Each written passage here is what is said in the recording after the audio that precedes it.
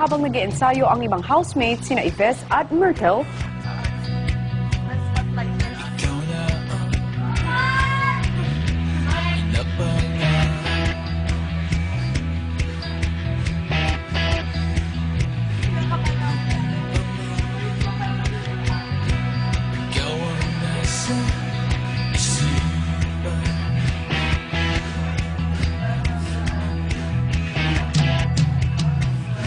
Sabi nga na.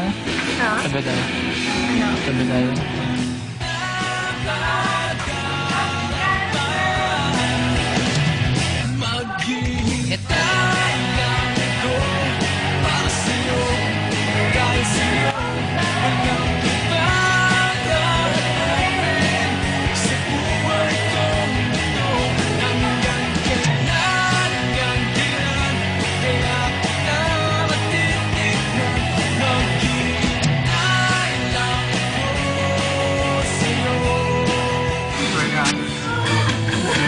Sa may alala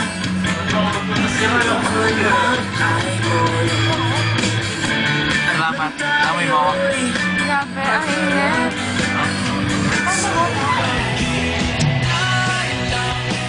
aha! May pagtatago pa kayong nagaganap dyan, ha? Ay!